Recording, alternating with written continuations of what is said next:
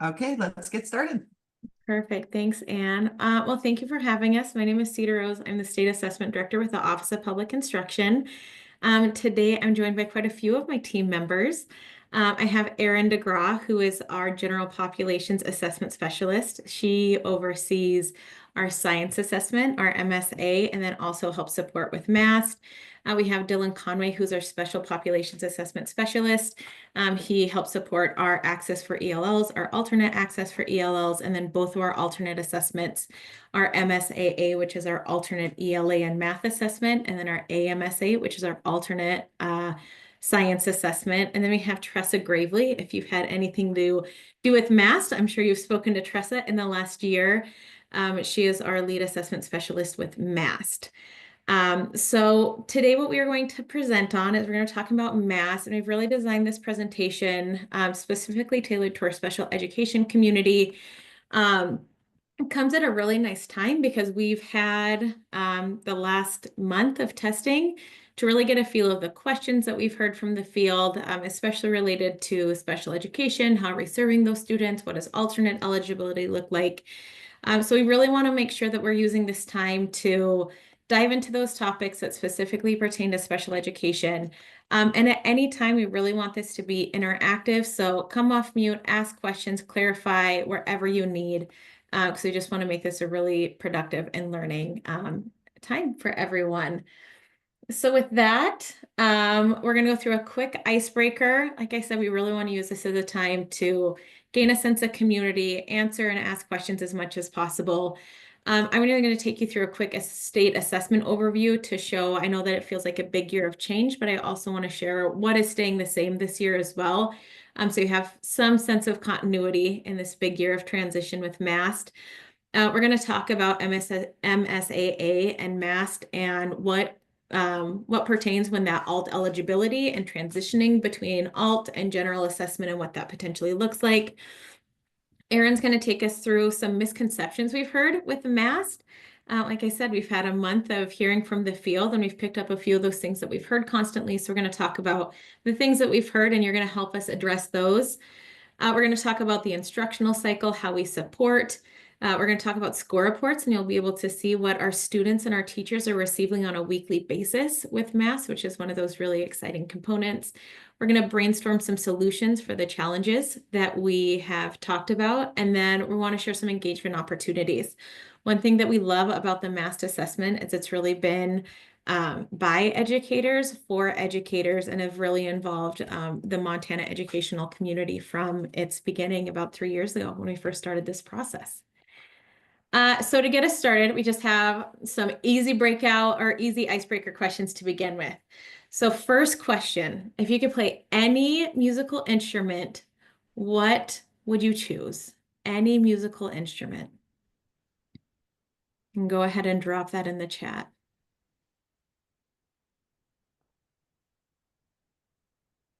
Piano.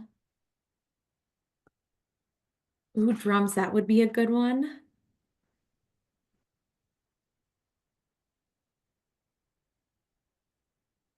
Violin, piano,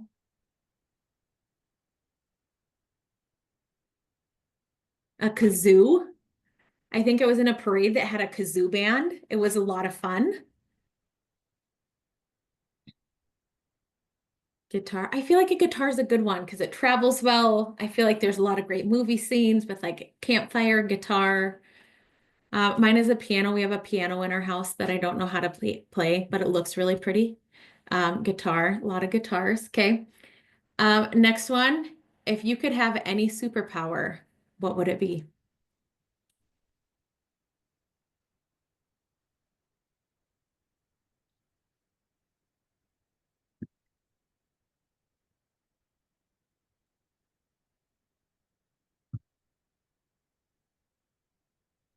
Read minds. I feel like that's a good and slightly scary one. I have a 2-year-old and I'm not sure I would want to. I starting to hear a lot of her words, so I'm not sure I'd want to hear a lot of her thoughts. Oh, Jamie, that's a great one. Go back in time.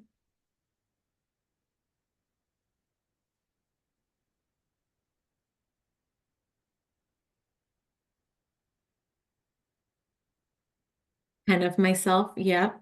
Dylan, I feel you there.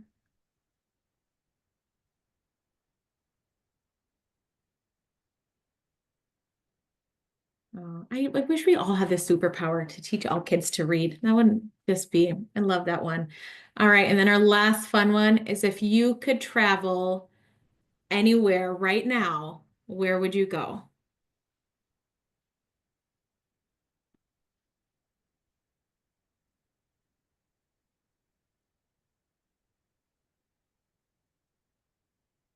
And my best friend just flew to Greece this morning, and she's been sending me pictures. And with the snow that fell last night, I'm a little jealous. Italy, it's a great one too. African safari, Christmas markets. Someday, Erin, right? Someday. Dylan, I wholeheartedly disagree with that one. California is more up my alley. Rena, absolutely.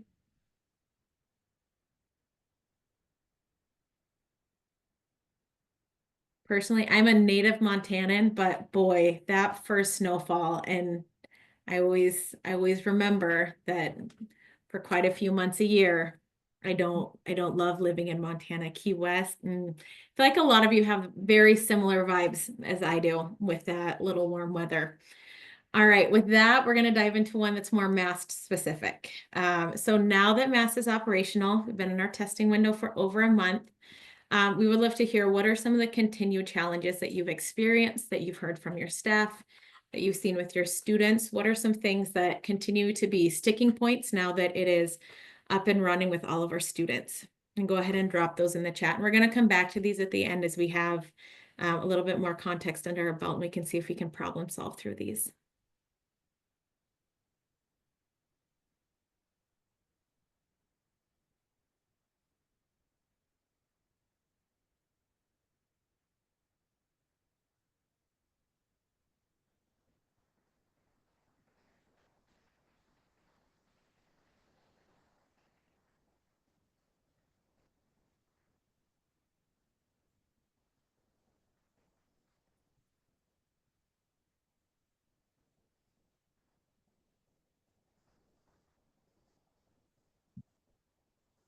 Students who are not at grade level, absolutely. You hear that one.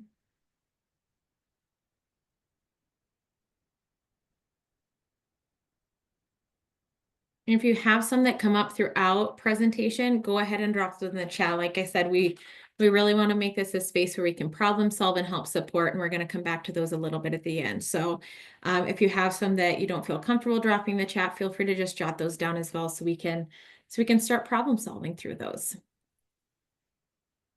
With that, I'm going to start with just diving into our statewide assessment overview. I know that this year feels like a lot of change with MAST, as it is the assessment that affects most of our students. Our general 3rd through 8th grade math and ELA population affects almost 70,000 students by the time it's all said and done with reconciliation. It's about 68,000 students.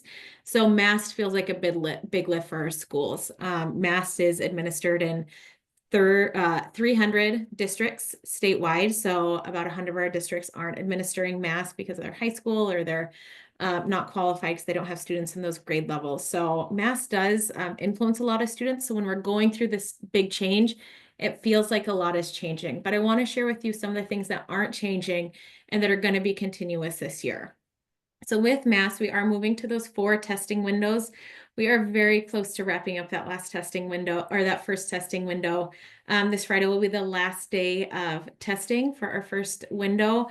We take December off, and then we test pretty much off and on through the rest of the year, January, February. We take a little break end of February, beginning of March. We test March and May, and then we have a final anchor window, and I'll talk a little bit about what that is and why we have that. The rest of our assessments are completely the same that we've had in the past. Dylan's gearing up for our Access for ELLs assessment. That is for any of our students who are identified as English language learners in our state, and that is K-12. So that is our only assessment that is eligible for all of our grade levels. if they are identified as an English language learner. That assessment opens December 2nd and goes through February 21st. One thing that we've kind of been guiding our schools towards with that one is you will notice at the beginning of January or January 13th, we start another MAST window. So I think it's really important for our schools as we're still, learning the ropes for MAST, getting a feel of what that looks like. I think it'd be really advantageous that if you have English language learners in your school, it'd be great to get those tested in December, get that testing out of the way. We know that test has quite a few components. The testing time's a little bit longer and the setting's a little bit different, where you do have some small group one-on-one components in there. So if you're thinking ahead how to want to plan for administration, we're really thinking about it. Is it appropriate for us? And are we able to test our English language learners in December? So when we get back from Christmas break, then we can really hit MAST hard. Our science assessment, our MSA, is still the same. So if you have students who are taking MAST and they are a 5th or an 8th grader in the spring, they will take the science assessment. That is not changing. There is not a MAST version of the science assessment. That is the same assessment we have taken in the past for our 5th through 8th graders. You'll see our 2 alternate assessments down below that. So some of our special education students, it's right around 1% of our state population, our student population in total, are identified as alternate eligible students. And I'm going to talk about that criteria a little bit. So those students still take state testing. They just take the alternate version of those. And so the multi-state alternative assessment, or MSAA, that is for math and ELA, and that's for our 3rd through 8th graders and 11th graders, because the 11th graders are also required to take an assessment for general population 11th graders. They take the ACT. For our students who are ALT eligible, they will be taking the MSAA. So that is still in that summative window that has happened in the past, as well as our AMSA is in that summative window that runs at the exact same time as our alternate math and ELA. So for many of you who serve students who have IEPs and maybe alternate eligible, those assessments still stay the same, which can create, some interesting administration things when you're administering for some of your students throughout the year and some of your students at the end of the year. We are looking into other assessment models that align more with the 3-year for our alternate assessment kiddos, and we're really excited to see some of the options out there. ACT with writing is still our high school assessment. That's administered in grade 11, and that's administered in one of 3 windows in the spring. That administration happens all at one time, where our other assessments can be broken apart in many components. That is a single setting assessment. So when you look at, all the change that's happening in our state, it's really confined to that top part. So because that affects a lot of us, but once we get that MAST under our belt, it's going to feel really good to have some sense of continuity. MAST is administered over 4 windows. We're wrapping that window 1. Cool thing about MAST is math is really aligned to the local scope and sequence. And so back between July and September of this year, at the school level, administrators went in and they were able to choose which math tests they were going to administer in which window. So over 3 windows, we have 12 testlets. At the school level, they were able to say, okay, in window 1, we want to take 3, and they want to take 4 in window 2 and window 5, or take 3 in window 5. And so depending on your grade level and what school you're in, kids are really able to align what they are learning to the test that they are taking. This creates a really great advantage of students being able to assess as close to instruction as possible. I know I was a classroom teacher for 10 years, and one of my biggest gripes when it came to summative assessments was I taught something back in October and my kids had to retain it all the way until May when we tested. So now with our 3-year model, we're able to assess or teach, we're able to assess, we're able to get those results, and we're able to create, we're able to reteach, remediate, do whatever we need to ensure those students have those skills before we move on. ELA has 3 testing windows, and there we have our literary and informational testlets, 2 beginning of the year, 2 middle of the year, 2 end of the year. What's different about those is those passages increase in complexity.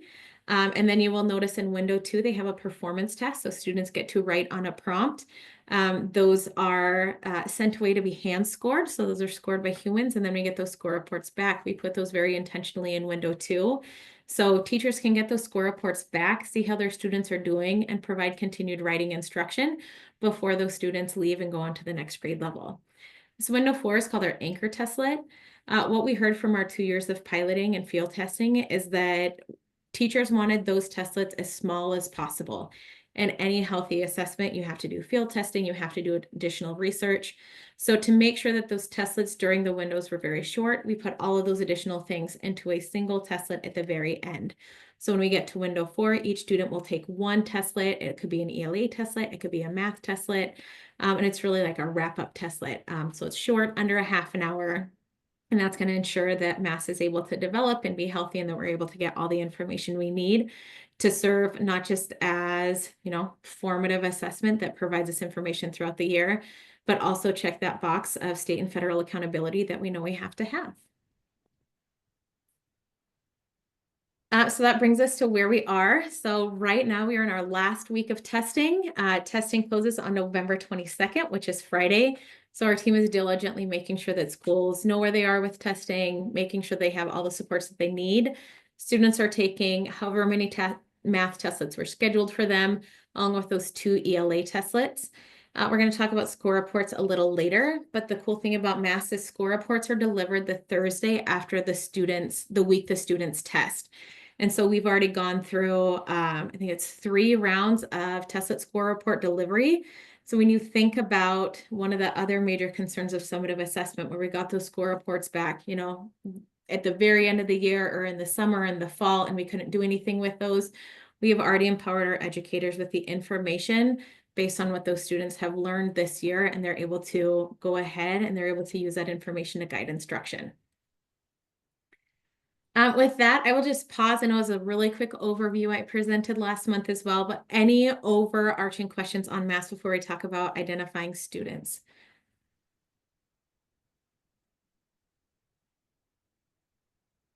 All right, I'm going to dive in. And Dylan, I'm going to go ahead and if I misspeak, you can go ahead and correct me at any time. So when we're thinking about assessments for our students, it's important to remember that there's some considerations when we're trying to identify how do we best serve our students and which assessment they should be taking. So students can take assessments in a variety of ways. So they can take our general assessment with a 504 plan, with an IEP, students that require accommodations, and then students that are identified as alternate students. So really those top 3 students can all be within that general population assessment or MAST, where that last category, students identified as alternate students, will be students that are taking a different assessment. We have very clear eligibility criteria.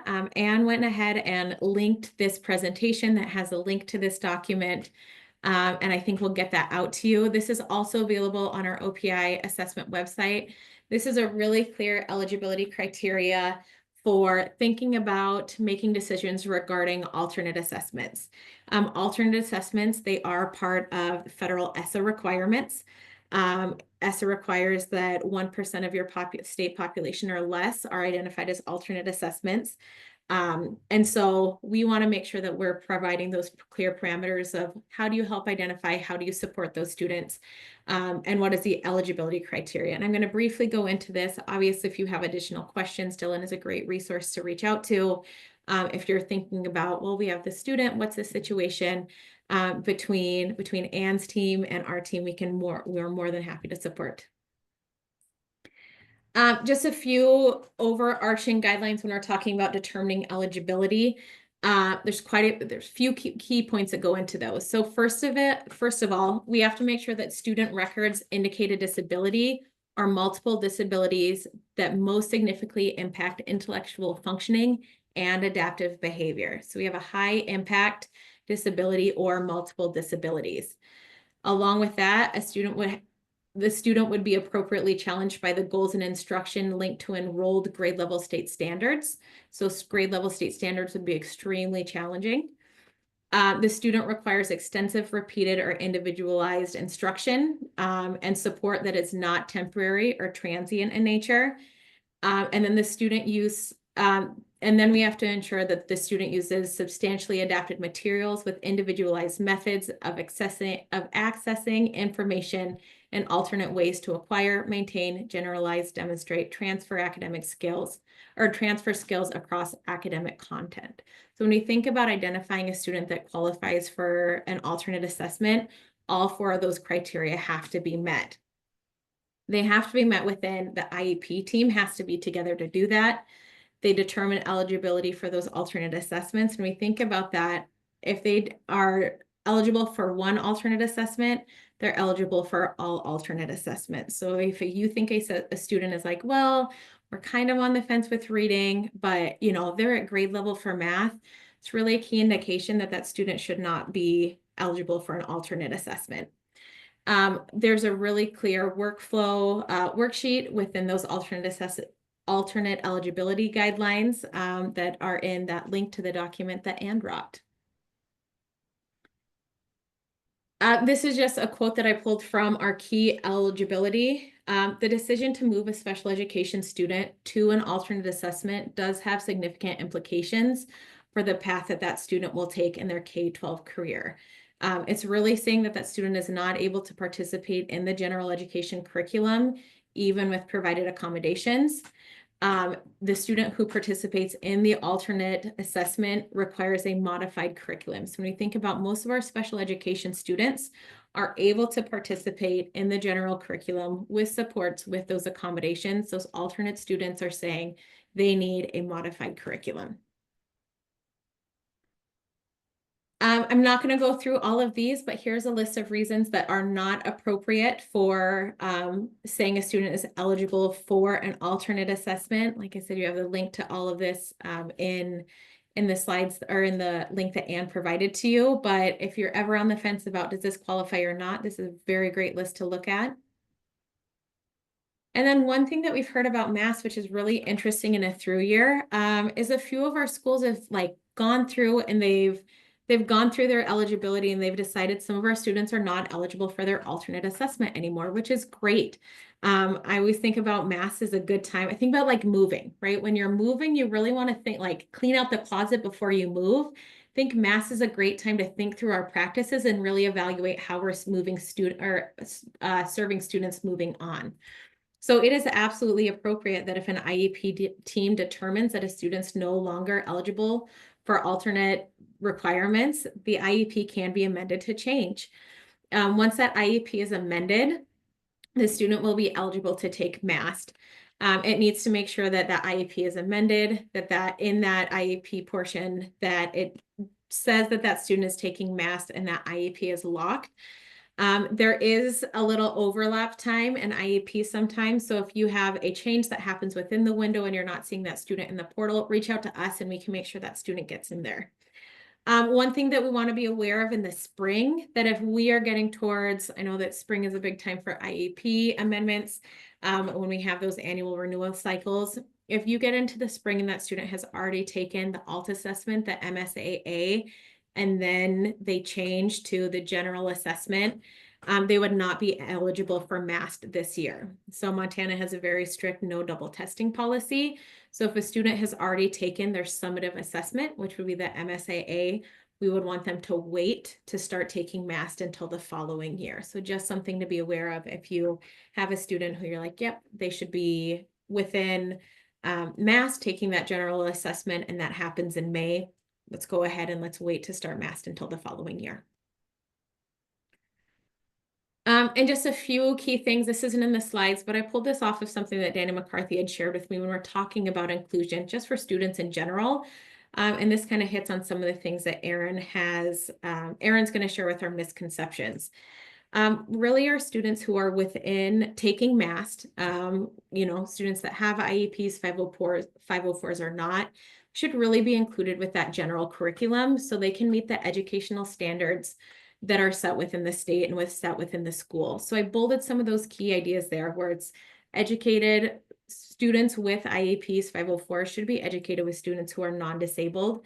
And when we think about the removal of children with disabilities from the regular education environment, that should really only occur if the nature or severity of the disability is such that education and regular classes with the use of supplementary aids and services cannot be achieved satisfactorily.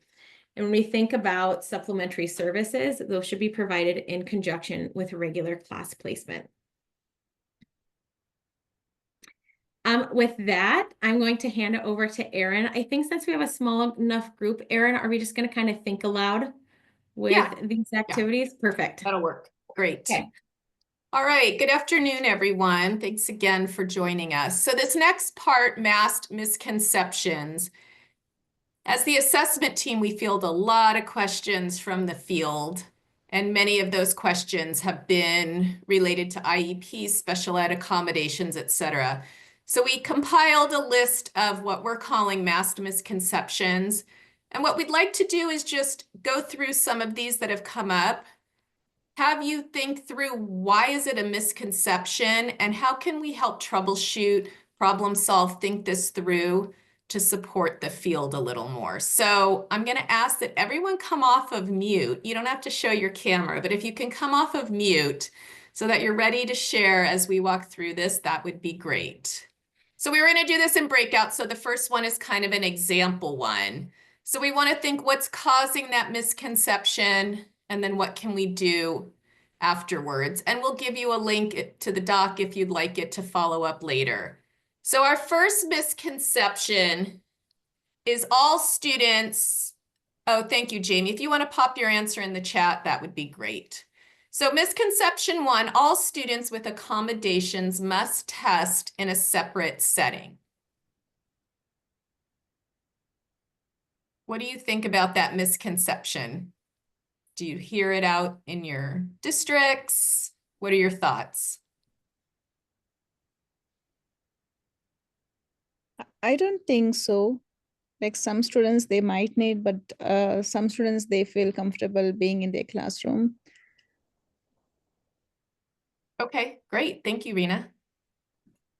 Several of the accommodations that are offered are, within disguise embedded into the testing. So it's, as long as they're not highly distractible, it's, completely conceivable.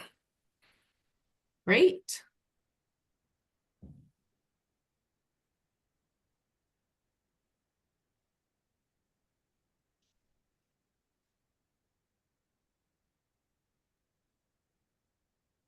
All right, so it sounds like out in the districts that you're at, we're not seeing this, but it does come up. A lot of times separate setting is added in. I appreciate, Julie, you saying that a lot of them are embedded. So maybe it doesn't need a separate setting. It just needs a set of headphones or whatever that might look like. Biggest thing on this one is we don't want it to be a separate setting just for MAST testing or just for MSA testing. If a student requires separate setting, great. If not, it's always beneficial for students to test with their classmates or whatever settings they've had throughout instruction. So great, thank you. All right, misconception number 2. And I'll just let you read that. And what do you think about that misconception?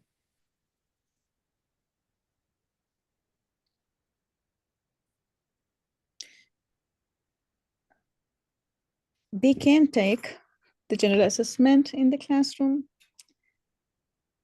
So it's just my guess, like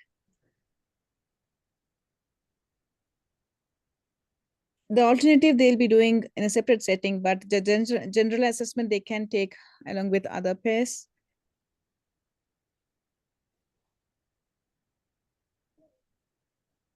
Rena, I see what you're saying there. I'm going to clarify that a little bit. So we're saying if you have a student who is alternate eligible, are they ever able to take the general assessment, like within their career or their educational experience? No. It's I'm a little bit difficult for them to have the general assessment. I think I have read the question wrong. Sorry. Oh, you're fine. Wouldn't they be able to take it if the IEP team indicated that they no longer needed the alternative eligibility support because for whatever reason they'd progressed to a level that was no longer required?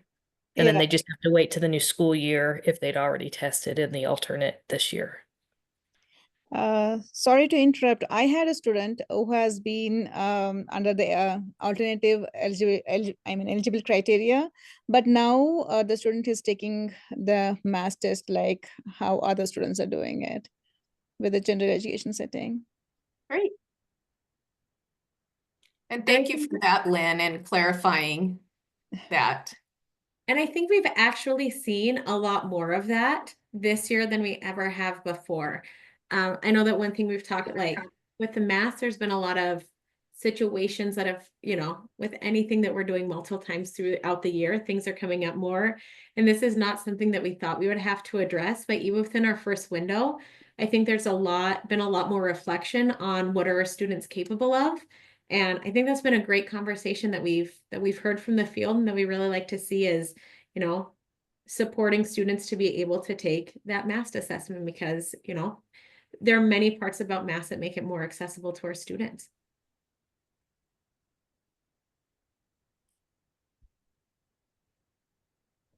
All right, so I appreciate the thoughtfulness over IEP teams meeting, determining best practices, what's going to be best for that student. Will some students always be in alternate? Yes, because of their disability and their ability to learn, but there are students who can transition over to the MAST general assessment. Great.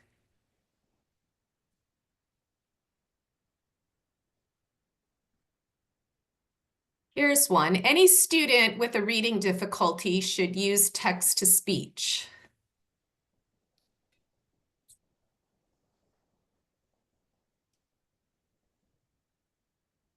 Well, first and foremost, in a testing situation, we want to make sure that they've had exposure to using that accommodation within a typical setting before we throw it at them in a test. So no, to generalize that, I think would be the wrong idea when we're looking at disabilities. We don't generalize disabilities. Thank you, Julie.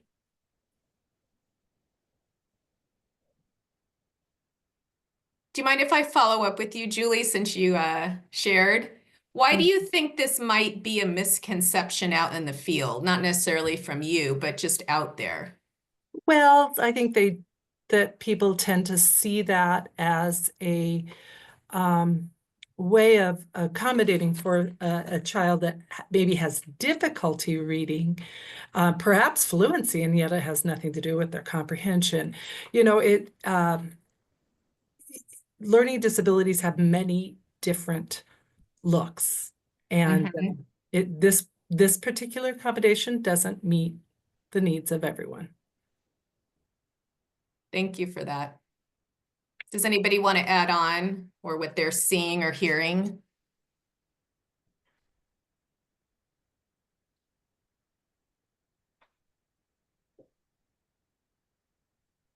Okay, we're going to take Julie on the road for that one. Thank you for that, Julie.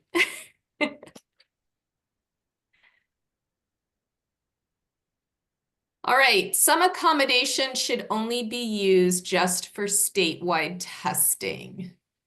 What are your thoughts on that? And is that true?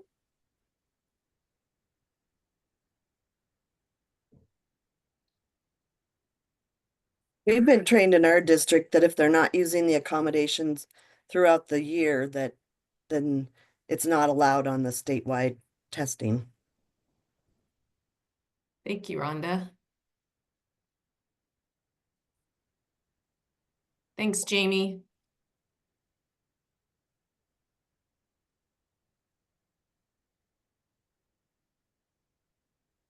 Thank you for that. So accommodations aren't just, oh, yeah, sadly, teachers don't always understand that, right, Jamie? So the accommodation isn't just to help you on statewide testing. It's an accommodation that's going to support you in your classroom instruction and then be a support as you go into testing. So thank you that we do need some education out there around that. Appreciate that. All right. I feel like this will be a good conversation starter. Students receiving special ed services don't or can't take grade level testlets because they don't get grade level instruction. They can take grade level tests, but I feel it's quite challenging for them to take it. Can you elaborate on that a little bit, Raina? I was doing a testing, mass testing last week. So I had a student who was not at the instruction level. It was really difficult for the student to look at the question, like to read and to comprehend what the question says. So in spite of like reading it to them, the student didn't get that question. So I have Okay. to say the student, okay, you can give your guess answer, because it was like totally like a blank for her. The student did not understand at all. So I felt, yeah, they can take, but it's quite challenging for them. Okay, thank you.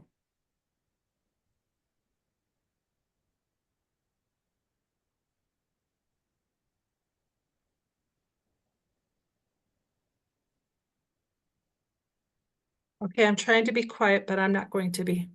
Okay, I don't want you to be, Julie. Well, um, I think our kids never cease to amaze us. And I think they take in so much more than we oftentimes give them credit for. So, if we're doing our jobs, we're exposing them to topic levels at the same grade level. They're hopefully, in the most part, not completely removed from their classrooms, but get the overlay of what's going on.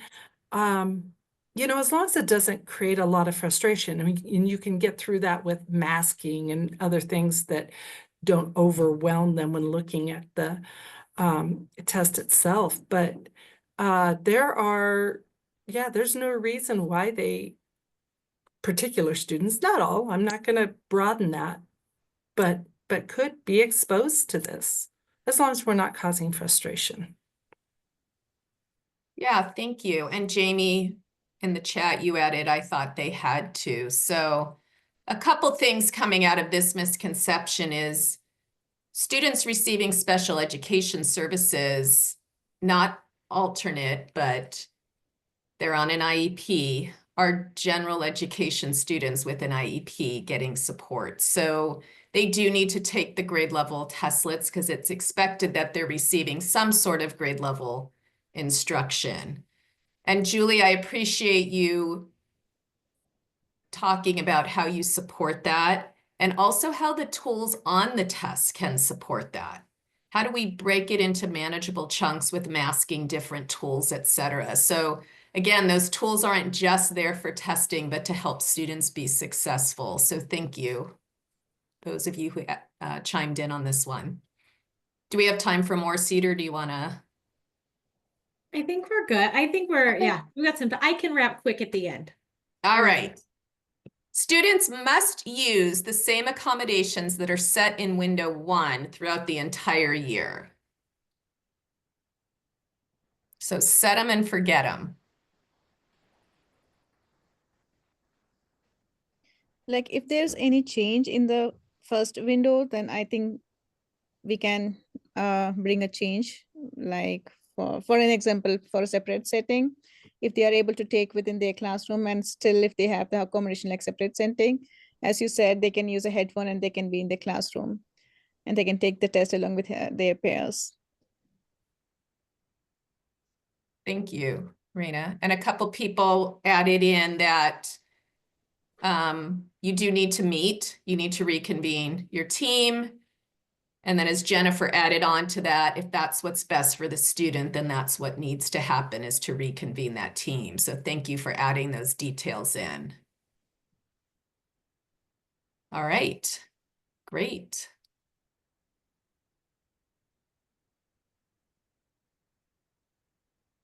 Students below grade level should be identified to take the alternate assessment. Only if they meet those other criteria for the alternate assessment. Yeah, it's not just a struggling learner. Mhm.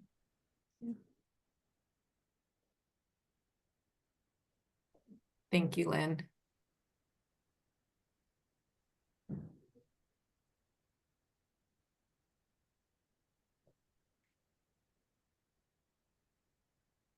All right, do we have another one? Let's see. Even though I Okay. put these together this week, it seems like a lifetime ago. So we're going to ask then, so those misconceptions again are what we're hearing from phone calls. We kind of consolidated them into topics. So these are out there in the field. Just from your experience, are there any others that you've heard or addressed throughout this first round of MAST testing?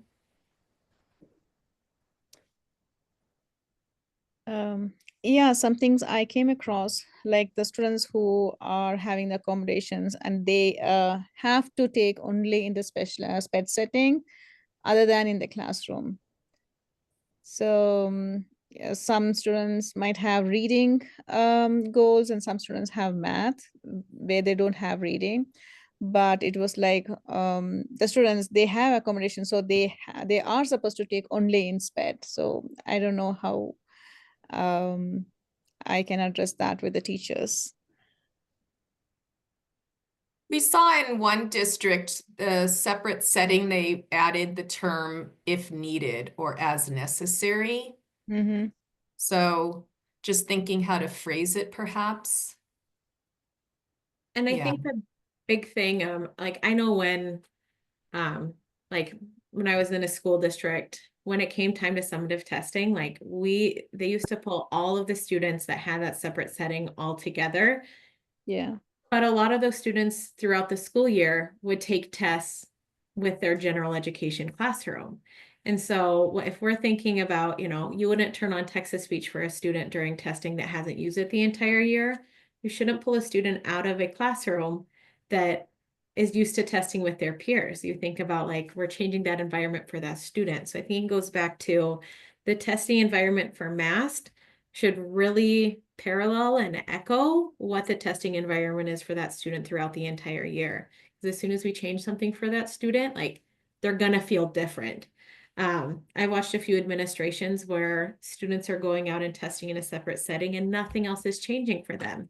So it really goes to question, like, is separate setting really helping support them, or is it just something that we've always done? So this is a good time to, as you go through those IEP meetings, to start thinking about like the phrases used, like our students never cease to amaze us. And so this is a good time to think about how can we include our students more and more in a test set that feels more organic and like just a regular test that we take in class. I think that's a great, Rena, great thing to start diving into with your district. Yeah. Thank you for that.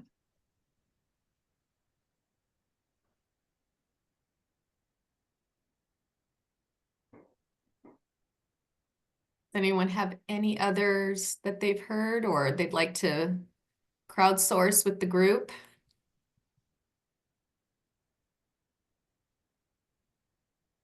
All right, well, thank you. Thank you for your thoughtfulness and just how much you're caring for your students. It really shines through. Thank you for that. Perfect. Well, I'm going to go into strategies for instruction, and this is really linking instruction to assessment. I think for a long time, summative assessment has really been something that's happening outside of what happens in the day-to-day classroom. And so it's been really good to see that this assessment model has just become, like I said, an organic part of what's happening in students' day, that it's not an interruption. We're not pulling out the snack cart, we're not doing extra resources. Our recesses, as a student said on one of our panels, I don't have to go to bed earlier the night before we MAST test, which I thought was adorable. So we want to talk about like how can we continue to support instruction through our MAST administration. So just a few things when we talk about testlet scheduling, because it's really wide open within that six-week window how you're scheduling those testlets for your students. And especially some of our students that do have supplementary supports, if they're getting additional support within an alternate setting, any of those things, you have some additional flexibilities. Our big goal is to administer as close to instruction as possible. So at the end of a unit or a chapter. So we saw that some students and some schools administered testlets on day one of the window, which was really great to see. That they wrapped wrapped a unit leading up to that open window, and they tested right away. Their kids were ready, which was awesome. We really want to make sure that our kids are being able to demonstrate their knowledge as soon as they're able to. We also want to spread out testing throughout the window instead of clustering it into the same week. I think we just had a very summative mindset of want to get all of it done at one time. If we're going to disrupt, let's disrupt all at once. But we've seen a lot of our field from our math testlets, and I think from a participation standpoint, it makes us nervous where we still have about 3 days left. And we have, I think, 80% of our students who have finished math. Well, we know that what's holding back that participation is just one testlet for most of our kids. So that means that we are waiting to wrap instruction and take that final testlet instead of trying to take all of our math testlets at once. We're going to talk about score reports and using those score reports. We are providing score reports on a weekly rolling basis. So we want score reports to be used as they come to help drive instruction, to help support student growth, to help support students making goals. And then leveraging testlet scheduling, going through as an opportunity for collaboration around curriculum and for assessment. We talked about students who, may be testing at a different time. Not all students in a grade level or in a classroom have to test on the same day. So it might be a great way to collaborate. I'm testing this day, another class is testing this day, and maybe a student that has a separate setting is testing another day. But when are we going to come back together and look at those results and see what our next step is as a whole? And then our last thing is just plan for makeups. We know that if we leave things until the very, very last day, that's when most of our students are going to be gone. So just give yourself a little bit of a cushion when you're planning for administration to make sure you have a little extra time to make up all those little ones that straggle to the end of the window. This is really our diagram that we have been sharing with the field about what this can look like and what we've seen this looks like throughout the window. So outside of the window, leading up to that first window, instruction is occurring, that window opens, and then you're able to assess right away. You're going to receive those score reports, use those score reports, continue instruction, and then assess again throughout the window. So this has been a really good way. We've heard a lot of good feedback about, this is the first time our teachers have really adhered to curriculum guides, that they have that flexibility to, we don't all have to assess on the same day, but we still know we need to get through a set amount of curriculum. Because if we're not getting through that curriculum in a normal year, we don't have these guideposts, it snowballs, right? We get to the end of the year and we haven't covered all of our standards. So along with supporting instruction, it also provides guideposts and mile markers for our educators throughout the year and information for our students on where they are throughout the year as well. Score reports, hopefully some of you have been able to see these.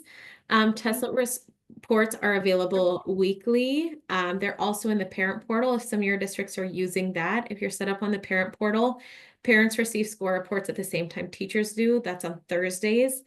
Except for the last window, the last score reports are available on December 3rd, just because of Thanksgiving throws a little hitch in there. But on Thursday of this week, score reports will be available for any students who tested this last week. Classroom reports are also available on Thursdays for any students who are rostered to a teacher. Those update every week. So as students complete testlets, those will continue to grow and grow and grow until your entire class is completed. School and district level testlet reports will be available after that last operational window. We also have summative reports. Those will be available after standard setting. So after all of our testlets are completed, after we've done the official scale scoring, if we get a number for the tests, we will bring together educators. This is a great opportunity for you in the field to be involved, and I have a link for you to share with that, to come together and help determine those proficiency levels as a state. So similarly to how we have with Smarter Balance, with those novice, nearing, proficient, and advanced, we'll be able to come together as a Montana educational community, and we will be able to decide what proficiency looks like for MAST, what those levels are going to be called. And that's going to be a really exciting time. We need about 100 educators. We get to get together. You also get paid to do it in the summer. So I will make sure that you guys get the link to be able to be part of that experience. But from what I've heard, it's like the Olympics of assessment. And since it's a non-Olympic year and we might want to have some of that Olympic feeling from last summer, it's a great thing to participate in.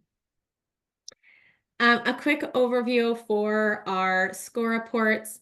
Remember, these are a snapshot. I love data. I love what it provides us, but this is a point in time for a student. It's not going to be all inclusive of what the student can do and can't do. It's here to support your professional judgment, not replace it. And it should be considered alongside information. We know some students test better than others. We know some students have rougher days than others. And some information on the score reports may be more useful than others as it may align to some instruction better. So keep this in mind. This is to guide your instruction, not to be the end all be all of where the student is. This is what the score reports look like. I'm going to go over the math one a little bit more, and then I'll briefly show you the ELA. This year we have bands, and these are called our performance bands. These are normative based this year. We talked about standard setting, which is going to happen at the end of this summer, which will determine those proficiency levels. After that's done, we can start backward mapping for our performance for next year. But for this year, since we have not determined what proficiency is, we are just using normative data. So band one, if a student's in band one, it means they performed similarly to students who took a similar testlet last year in the bottom third. So we took the data from last year. Students who are performing in that band one are performing similar to students who performed in that lowest third. Band two are students who are performing similarly to students in the middle third. And then band three are students who are performing similarly to the highest third. So normative data, not necessarily scaling back or relating to the performance standard because we haven't set that yet. Cool thing about math is it has a misconception. So based on how a student has answered their questions, they may have misconceptions. Those misconceptions can be seen across similar testlets, so you can kind of track those misconceptions.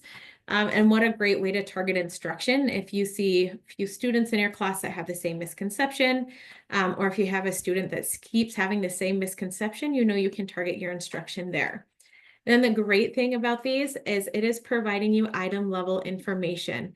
So for every item the teacher or the student responds to, it has a description of the question, what the question was assessing, if they earned credit or not, if they got it right or wrong, and then what standard that question was linked to.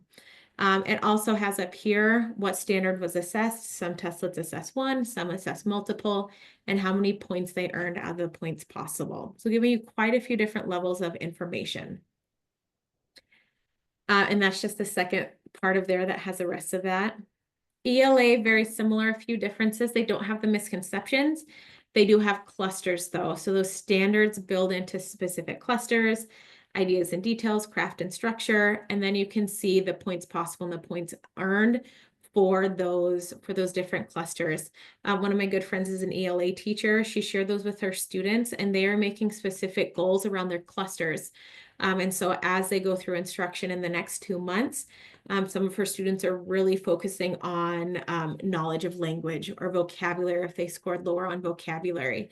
So as they are getting these score reports, they're setting those goals and they're able to track as these same clusters will appear on their next set of testlets. So great way to share this with information or share this information with students in a class level, in a small group, on an individual level, to set those goals with those students to help provide that buy-in.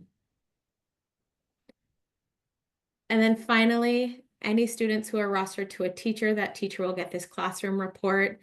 It just aggregates those misconceptions in math and the standards. And then it also shows how your students are performing, which band they're in. And then for ELA, it aggregates up those clusters. So every week, these are rolled out to parents in the parent portal if their school has set that up.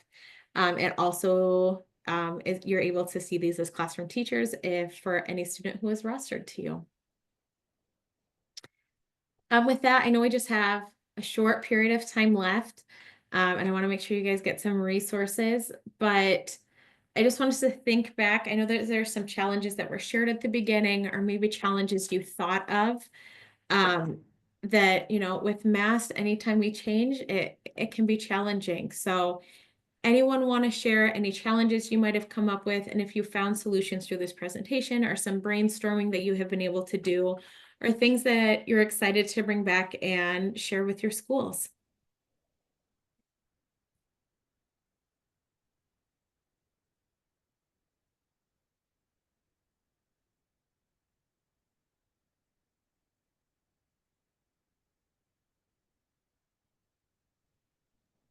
about one thing that made you more aware during this presentation? Any feedback would be great.